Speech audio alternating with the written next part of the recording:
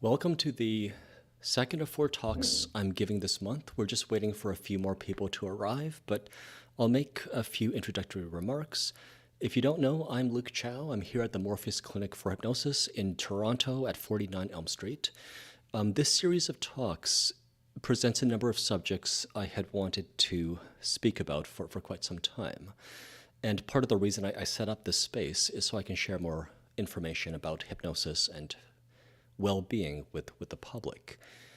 If you're drawn to this talk, it's because you know, or at least you believe, that you've been traumatized, and you aren't really sure how you might exist in or relate to a body that feels significantly different. Or if you have early life trauma, perhaps you don't know how to relate to a body that never quite has felt right or safe. So that's what this talk is going to be about. If you have any questions as I speak, please use the chat window to ask me questions and I'll answer at the end. If you're watching after the talk is over, leave a comment because we do often respond to comments, especially when the question is going to help everybody. So without much more ado, I'm going to get into my talk about how to inhabit a traumatized body. So if you understand even just the smallest amount of, I guess, modern knowledge of trauma, you've probably heard of the book, if not actually have read the book, The Body Keeps the Score by Bessel van der Kolk. And it's a thorough treatment of the subject of how trauma causes physical changes in the brain and in the body, and also then what we might be able to do about it. So I refer you to that book, The Body Keeps the Score by Bessel van der Kolk. There are parts of it that rub me the wrong way, but it is quite a thorough treatment of the subject matter. Beside that, I'm not going to define or gatekeep what counts as trauma. If in your own self-assessment you have been traumatized or you're going through trauma, that's good enough for me. So we're not looking for just capital T trauma where there's a very obvious emotional wound. Small t traumas count for the purposes of this talk as well. If you're just tuning in, there are a number of attendees attending live, and they've yet to walk in, so there could be a little bit of noise, but please pardon the any interruptions. So when you've undergone psychological trauma, you get this feeling in your body, this awful, icky feeling that something is wrong and a bad thing is still going to be impending. Often, there is no bad thing that is impending, but that feeling that the shoe's going to drop, that feeling that you have to be in fight or flight mode all the time, or that danger is just around the corner, that's characteristic of having PTSD. So it's harder to sleep. You have a heightened startle response. And this is not medical advice, by the way. This is, it's based partly on my work as a hypnotherapist, which is an unusual profession that's not really in the mainstream of mental health. It's also based partly on my own personal experience of having experienced and then at least partially healed from complex trauma. So a lot of what I'm sharing is not just academic information. A lot of what I'm sharing is what has helped me in my journey. One of the cruel parts of having experienced trauma is that although your body changes after trauma, although you are stuck in fight or flight, you can't escape your body. You can't just replace it with a healthy, whole, integral, happy one. You just kind of have to inhabit the body that you have, do the best you can with what you have, and then try to take care of yourself to the best of your ability. It just is rarely do we actually get instruction in how to care for ourselves after trauma. So that's what this talk is about. Left to your own devices, you might escape to fantasy, or you might ruminate upon what should have happened, what could have happened, what would have happened if only. Or perhaps you'll think of what if scenarios and you'll try to prevent future harms by trying to imagine every possible worst case scenario as though that were a way to prevent the bad things from happening. So I hope to give you some pointers, some tips, some techniques that are at least a bit better than these places our minds automatically go to. So the first point that I want to make is that you are wounded, not broken. In other words, you are injured, not even really disordered, not diseased. And this distinction, I think, is critical because life will become injured and then it begins to heal. Life will become ill and then it begins to heal. And then on a long enough timeline, the healing happens. If you treat yourself as broken, there is this sense that the brokenness is permanent. And that's what I'm speaking out against. If we look at the origins of the word trauma, it's Greek for wound.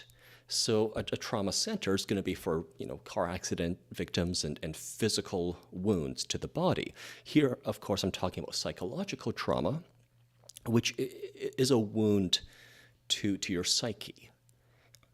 And I think that this metaphor that trauma is a wound to the psyche, that this is not just historical, this is not just etymology, that this accurately encapsulates the experience of trauma, where before trauma, we feel whole and healthy and happy and complete. After trauma, that sense has been wounded, and we have to do our best to restore ourselves back to a sense of being whole and healthy and complete again. So point one is remember that you're not broken, you're not bad, you're wounded, you're injured. There's even a movement online to rename PTSD, post-traumatic stress disorder, as PTSI, or injury, rather than a disorder. The claim is that any healthy person who is put in a situation where they experience trauma is going to experience the symptoms of PTSD. Just like if you take anyone and you cut them, they're going to start bleeding. That's not a disorder. That's an injury. So I'm very much speaking along those lines when I say to remember that you're not broken. You're not diseased. You're wounded. And if you treat yourself accordingly, if you treat your body as a lifelong friend and a lifelong ally that's unfolding on, for human beings, probably an 80-plus year timeline, well, then you can see a future where the wounds will heal. If you see yourself as broken, then perhaps there is no future where the pain stops. So the way we think of ourselves, the metaphors we use are going to matter. If you treat your body as a lifelong ally, as a lifelong friend that's going through some tough times, then compassion will be the rule. Self-love and self-acceptance will be the norm. often we feel only partly alive or half alive. And one thing I want to say then is that as long as you can take a breath, you are completely, totally, 100% alive. Not just 99% or 80% or 50% or 10%. As long as you can take a breath, the material truth that all your friends would back up is that you are 100% alive. What happens is if our mind is fleeing to what if or what could have been, what should have been, then often we are neglecting the aliveness that's so evident to even our pet cats or dogs. And my message to you is to be aware of the material, palpable truth that you're still alive. You're like the trees that regrow leaves and flowers in the springtime. You're like the wolf that after licking his wounds will get back into the fight. A future of healing is not just possible, it's perhaps inevitable when you're creating the conditions that allow healing to occur. So that's point one. Remember that you're wounded, not broken. And even if you feel only just half alive or partly alive, the truth is you're entirely, completely, totally, 100% alive, and you deserve treatment accordingly. The second point I want to make is that because you're alive, you can and you should take guardianship of your own body to kind of adopt yourself in a way so that you aren't neglected and you've not been abandoned. Just because someone else has abandoned you, neglected you, betrayed you, or wounded you, that doesn't obligate you to also abandon or betray or neglect or to wound yourself. Even if the person who abandoned or betrayed or neglected you is a parent or someone you deeply respect and admire, their actions that they inflict upon you give you no obligation whatsoever to follow in their footsteps. I want to say that if you agree with me, that life that's under your care should be nurtured and should have its needs met, and it cannot be neglected without consequences. Then to adopt yourself and to take guardianship of your own aliveness is the height of inclusivity. A lot of us feel that if we care for ourselves, then what if we don't have enough caring left for others? But that's not how it works. We feel like if we give ourselves kindness, then we're being self-centered, because what if we don't have enough kindness left for our friends and neighbors? But that's not how it works. The way it works is that if you're, I don't like this word, but normal. If you're a pro-social human being, like if you have your priorities in order, then you're going to have more of the good stuff, more of the love and kindness tomorrow, and more the next day, and more the next day, and you're not going to run out. So just like when the sun's shining, everyone can bask in the sunlight, and no one has to put themselves in the shade. And all of us in the room can breathe as deeply as we need to and as deeply as we'd like to, because we're not depriving others of the same air. I claim that the emotional essentials, like love and kindness, are abundant, not scarce. They can seem scarce if you look to people who are impoverished in their hearts, but if you're a pro-social person, if you have compassion in your heart, then look to your own. Look as many times as you need to, and that's where you're going to find it. So if you kind of imagine yourself, I hope we're animal lovers here, if you kind of imagine yourself as being like a rescue cat or a rescue dog, then it doesn't matter if the animal is shaking and scared and avoiding people or running away from you, right? because that animal is comprehensible. If they've been rescued from a bad situation, then of course they think the world's a bad, dangerous place. Of course, they might believe that you might cause harm to them, not that you would, but that others had done that to them. Well, if you kind of imagine yourself as such an animal, then how would you treat the animal? Would you use their tremors as evidence that they're a bad cat or a bad dog?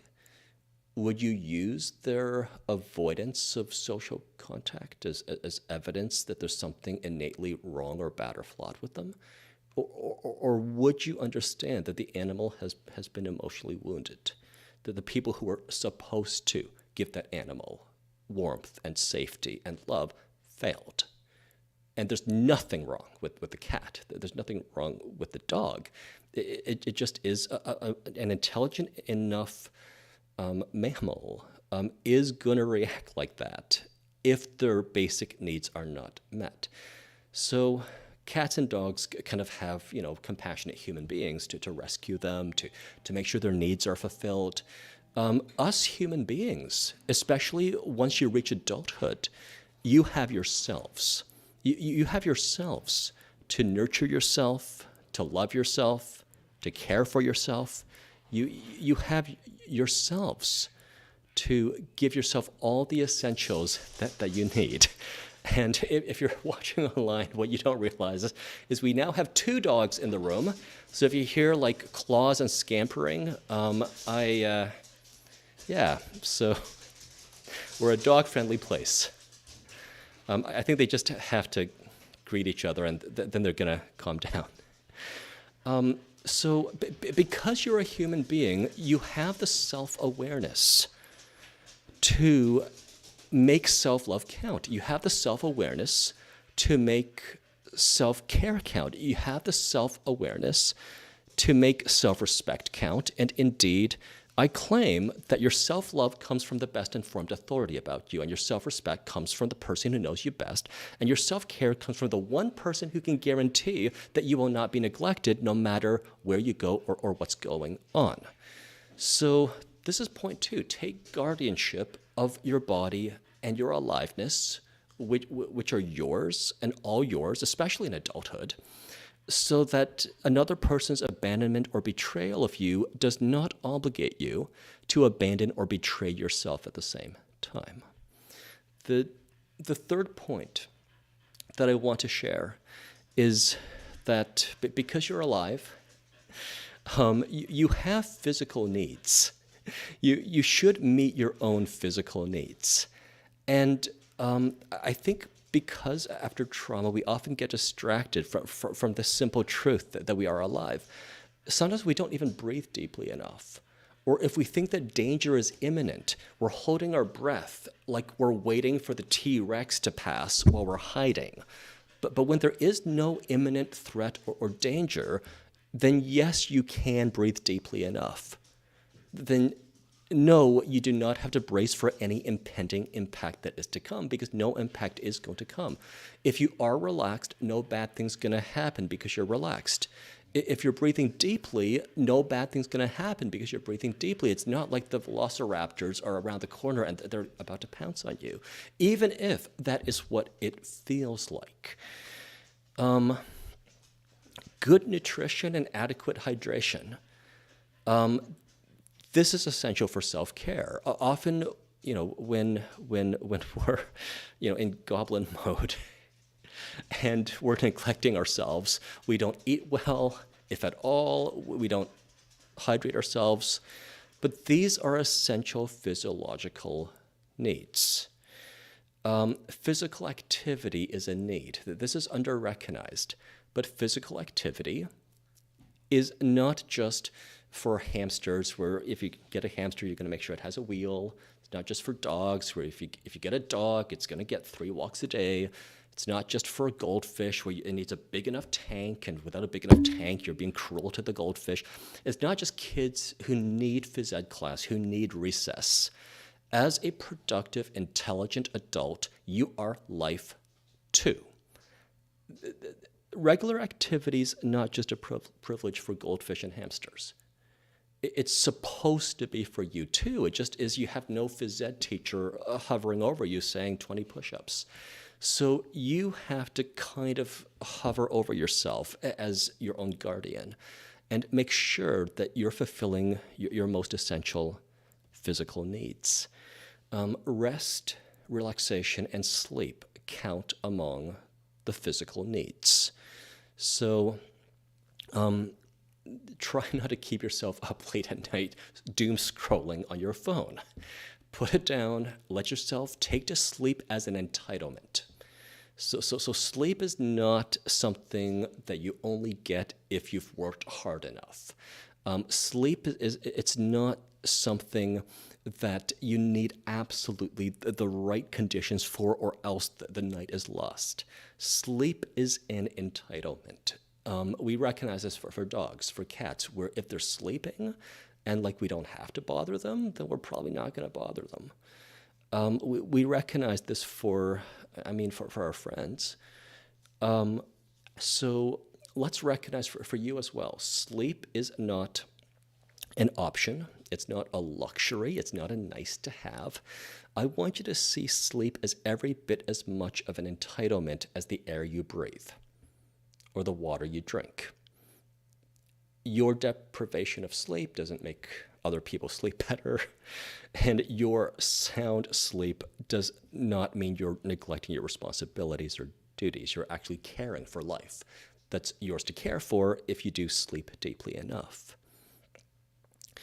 The point of breathing deeply enough because there's nothing to hold your breath for, and relaxing deeply enough because there is no impending impact to brace for, is something that I say to all of my clients who either have PTSD or who have experienced trauma, because it seems like these are two things that everyone with a trauma history doesn't do enough of. They don't breathe deeply enough. They don't relax deeply enough because they're waiting for a bad thing to happen, and they're bracing for impact, or they're trying to, make themselves small so that they don't, breathe deeply enough. But if you can see with your own eyes and ears that you're safe, then yes, you can breathe deeply enough. Yes, you can relax deeply enough because there is no impending impact to brace for. Finally, I'm going to count this as a physical need. It's also kind of an emotional need. It's kind of an intellectual need, but I'm putting it under physical needs. Find a safe person or safe people to share yourself with. And animals count. Animals count as people. They're often more trustworthy than human beings because they rarely are as contrived and pretentious as sometimes people are. So this, again, like sleep, is not a nice to have. It's not a luxury. It's not an option. People who don't have enough physical contact with life have a very hard time being happy. Just like if you're not breathing deeply enough, just like if you're not sleeping well enough. Lacking physical contact makes it hard to be happy, and to me, that means it's a need. The fourth main point that I want to share is that you want to find your moral center. Now, morality is something that is often almost looked down upon in our 21st century postmodern world where relativism is the norm. So it often seems like if someone talks about morality, they're a Victorian fuddy-duddy who's about to slap you with a ruler if you have a drop of alcohol. That's not what I'm talking about. To me, morality actually, it's not just limited by time or culture. To me, morality exists in non-human animal species. So I'm going to have to expand upon this now. So I'll use a dog as an example, right? So for the most part, if that dog is among decent, pro-social, loving people, the dog is going to, act in a pro-social, decent, loving way. And the dog wouldn't bite anyone or bark at anyone or growl at anyone or show aggression at anyone, right? But like, let's say that you own a dog and then someone's, about to physically assault you. That dog might start to bark and growl. That dog might actually physically place themselves between you and the aggressor.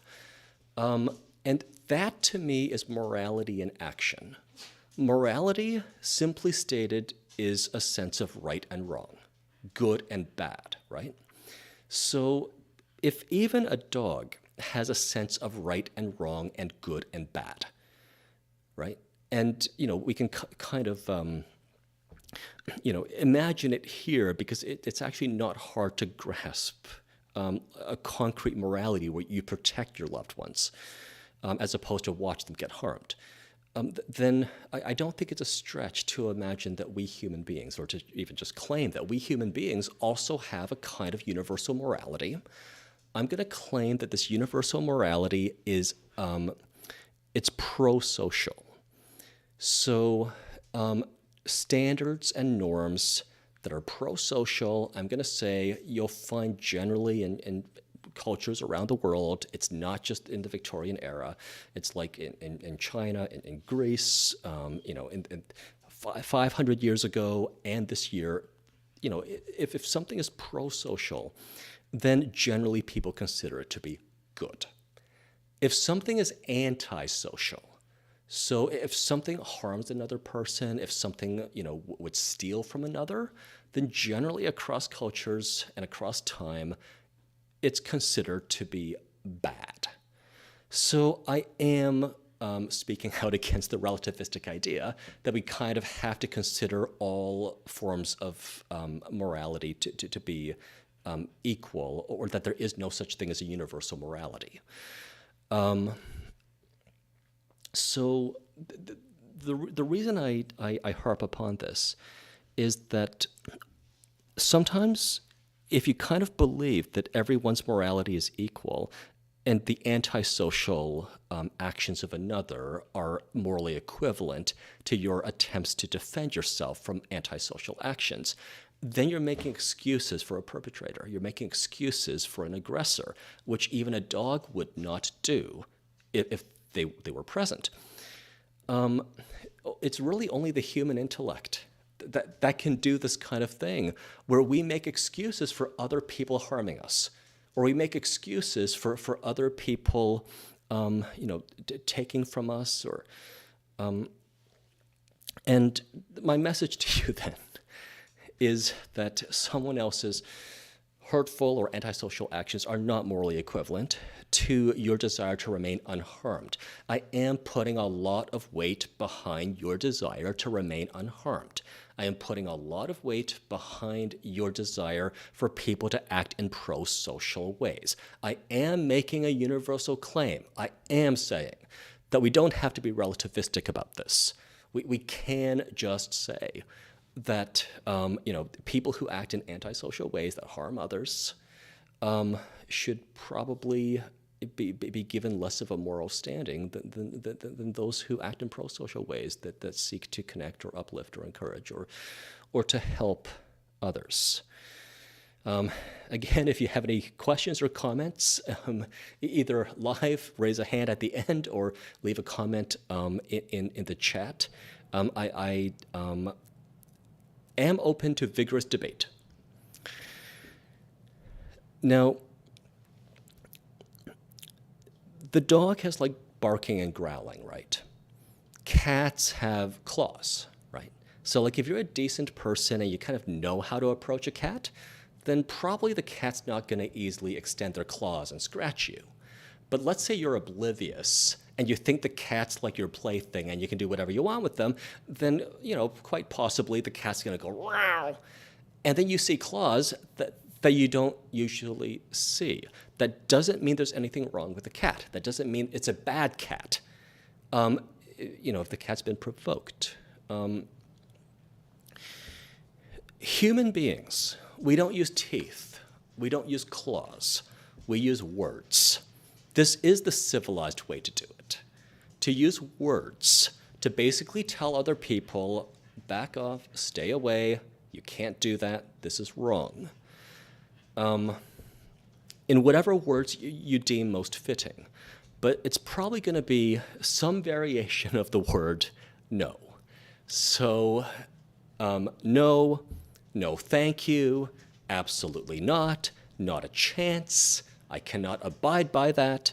Some variation of the word no is our human equivalent of teeth and claws that allows us to be civilized, yet keeps people who would harm us at bay. So if you don't feel like your moral center is valid, or if you feel like you have to make excuses for other people's bad behavior, then how are you going to say, not a chance? How are you going to say, I can't abide by that? You need to find your moral center. You do need to recognize that, if your views are pro-social, at least I have said that they are superior to antisocial views that would harm others. So you're not crazy for believing that.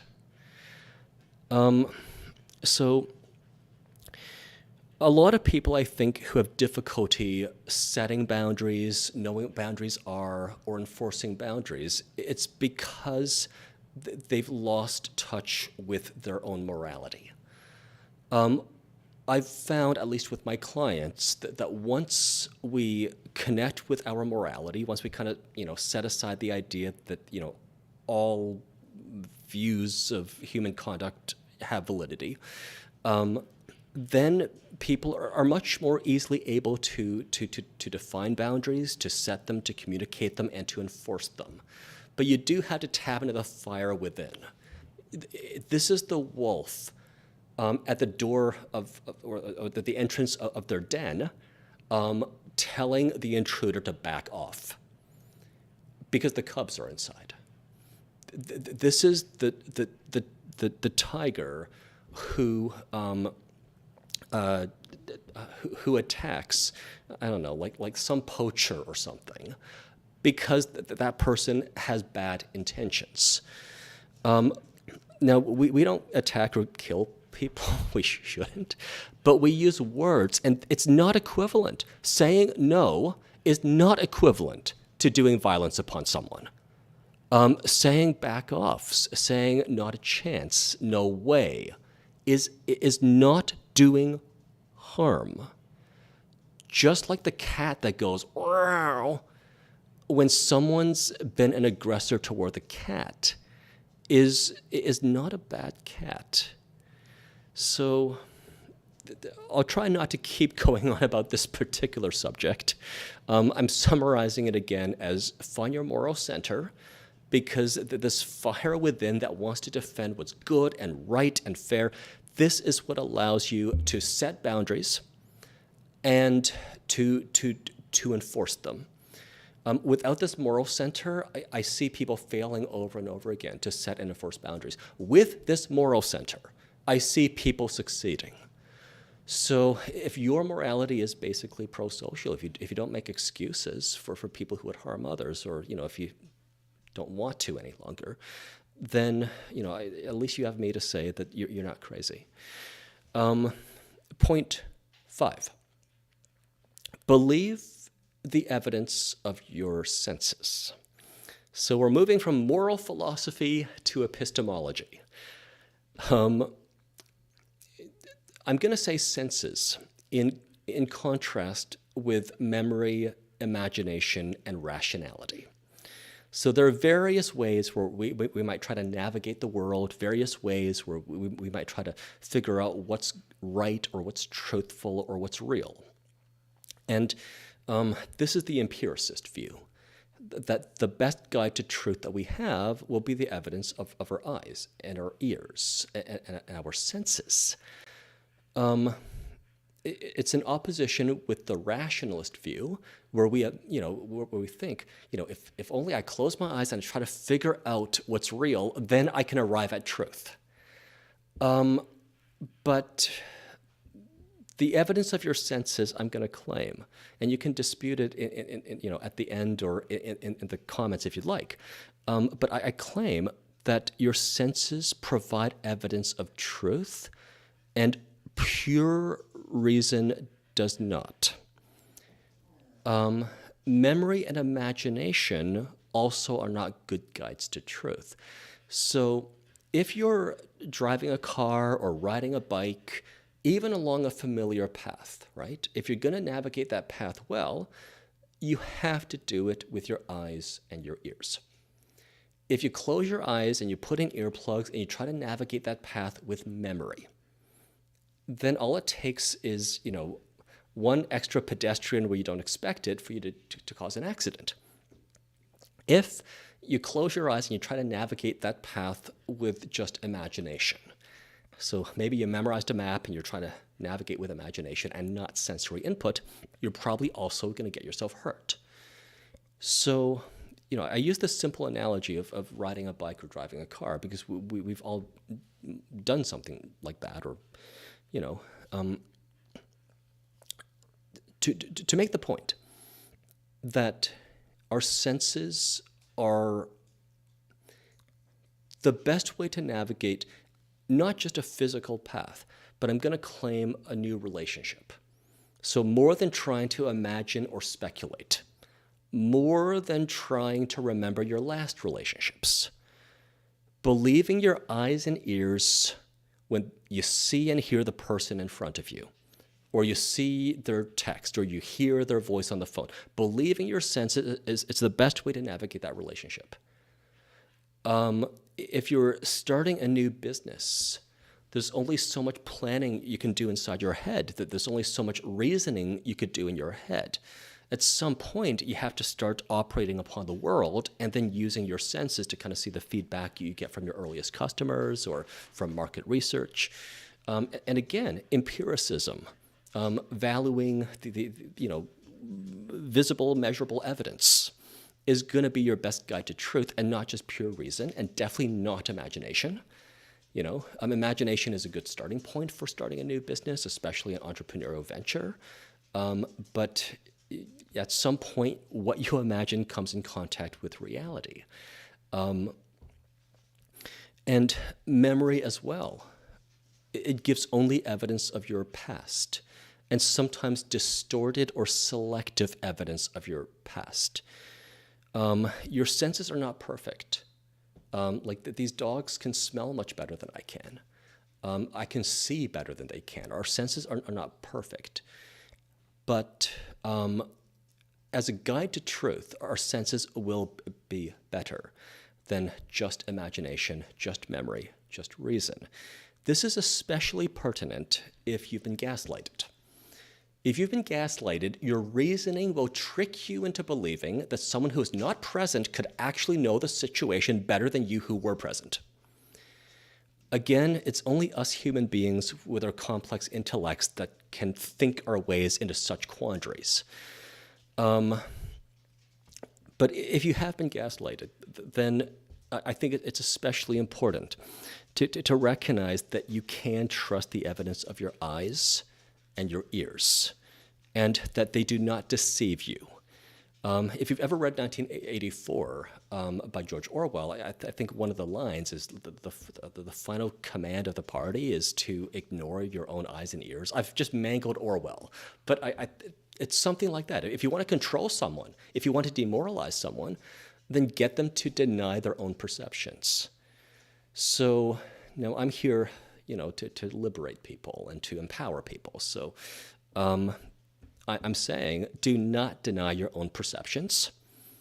Believe your eyes, your ears, even a gut feeling is kind of like a sixth sense in a way. It's kind of like some unconscious part of your mind synthesizes from all your sensory data, something that you can't quite pinpoint in just vision or in hearing.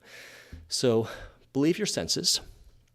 Next week, I am going to speak more about the subject. The title of next week's talk is How to Properly See and Hear. So I'm going to talk more about sort of this dichotomy between empiricism and rationalism, and also from the perspective of someone like myself, who really does need to see and hear his own clients, but also someone who might have undergone trauma or gaslighting, and they need to trust their senses again. So that's going to be a whole hour-long talk next week. Point 6. Give yourself healthy stimulation. So one idea is to seek immersive experiences. Now, it's so tempting to just kind of lock yourself in your bedroom and be in bed in the dark and be with your own thoughts. It's rarely healthy or beneficial to do that. So the opposite of that, I imagine, is you go swimming. So you immerse yourself physically in an immersive experience that you cannot deny. Finding a sauna and sweating it out. So there's a sauna in my condo building, so I go there sometimes, and it's like the heat gets inside me. So, where the awfulness is inside, like where the awful, icky feelings are inside, it's like when I'm surrounded by 90-degree heat, it's like the heat gets inside and somewhat softens up and comforts the awfulness that was put in there by the world. For some people, it's diving, scuba diving, free diving, yoga, taking vacations that put you in a whole different environment. Another set of experiences to possibly give yourself will be transcendent experiences, such as through music, or theater, or art, or being in nature. And earlier, I talked about physical needs, and I'm going to claim that we have cultural needs, that every human culture, as far as I know, has art. Visual art. And every human culture that I know has music. And every human culture I know has dancing. And every human culture I know has some form of storytelling, right? Why is it that independently multiple cultures around the world have come up with these forms of culture? Is it just entertainment? Or is it something different? So here's my hypothesis. We're social beings, right? And often, unless we feel like we are part of a broader culture or a species that's not just with one person, but many other people. Lost my train of thought there.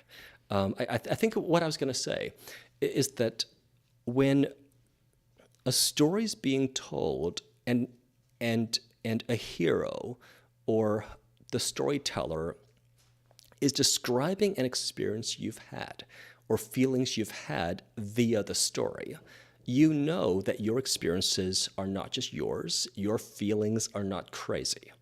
So like if I'm watching a French film from 1955, right? And I'm like resonating with the main character in this French film from 1955, then I know that my struggles, my challenges are human struggles and human challenges. It's not culture bound. It's not time bound. It's some kind of essential or universal humanity that transcends time and culture. So this to me is why music and art and literature are up there with what I'm going to claim that these are needs. It's because otherwise we feel often utterly and completely alone. Like we're crazy, or we're broken, or there's something wrong with us. But if you listen to like a heavy metal ballad recorded in 1985, and it just sings to you, even though the musicians never met you, or vice versa, then you're not crazy. Your feelings are not idiosyncratic to you. There's going to be the sense that that you can transcend your problems through music and art and stories. So that's my second point under this one. And indoors, if you're stuck indoors, the stories that are told through screens, they do count. The music that you hear through speakers or headphones does count. If you're watching this, you have access to the internet. And this means that you can access world-class storytelling, even if you're going through a depressive episode and you're, like living in your parents' basement. If you have access to no resources, you can still access world-class music and world-class storytelling and world-class literature for a very small or sometimes even no cost. So you want to give this to yourself. And also there's psychotherapy that has been designed specifically for trauma, like EMDR and CPT as opposed to CBT.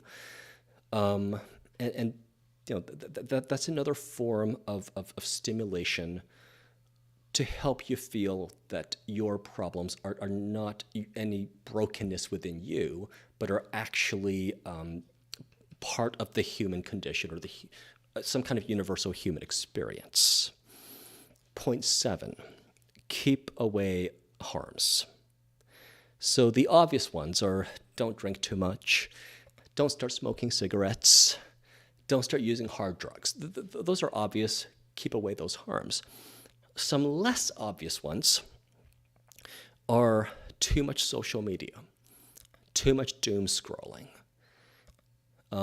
People who might not even treat you as a living, breathing adult human being. So often people at work, see you as a resource, a human resource, not so much a human being. Work is it's a game you play for money. You wouldn't look at those spreadsheets if they didn't pay you. Once they stop paying you, you wouldn't smile at the people you smile, at least not everyone at work. So there are going to be people who, they're not great at seeing and hearing people who are in front of them. So they treat you like you're some tool or some extension of them, or you're a means to an end, or a human resource or an inconvenience. But even a dog, does not make that fundamental mistake. So you want to keep away these social harms that could rub salt in the wounds, right? So often after trauma, we have the sense that we're discardable, or that we're worthless, or that no one's going to miss us if we're gone. And if you are exposed to like doom scrolling, so like if you're doom scrolling social media and it's all just fake plasticized faces or whatever, or if you're among people, like if you're obligated to work with jerks, then do your best to try to keep away the harms, or recognize at least that their problems needn't become yours too. So there, we have the 7 points that I'd written out for how to inhabit a traumatized body. I want to wrap up by saying that there is such a thing as post-traumatic growth. If you haven't heard the term, please look it up. There is research into this now, where after trauma, it's not that you're doomed to be depressed, anxious, and to be an insomniac. There is such a thing as post-traumatic growth, which in this talk, I hope that I've been able to help you start to move toward. So if you kind of adopt your own body and your own aliveness, if you do not side with those who betrayed or abandoned you, if you take care of yourself as life, as human life with cultural needs too, and life that's under your care, if you make sure that your physical needs are fulfilled, that you found your moral center, that you're willing to say nope, no thank you, no way, so that others cannot harm you so easily again. If you start to believe more in the evidence of your senses, so it's hard to be gaslighted, or harder. If you give yourself healthy stimulation, if you take more vacations, or you pick up yoga, and if you quit smoking and drinking and you keep away harms, then this all adds up to a future after trauma that is more growth oriented.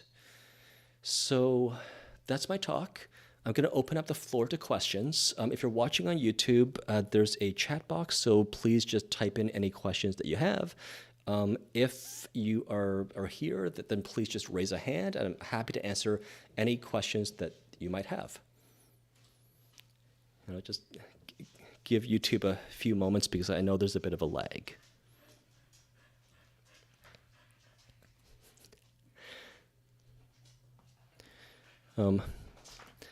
Well, I'll start wrapping up, and then if you have any questions online, then feel free just to type it in the box, and I'll answer it before I end the live stream. So thank you for attending. Thank you for watching.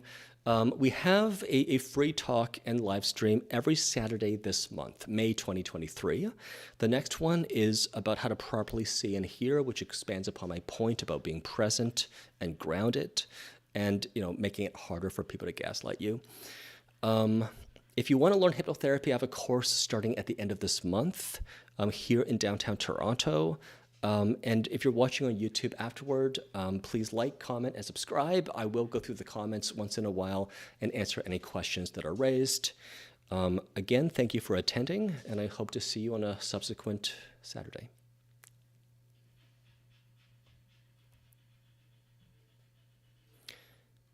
Okay, stream is done.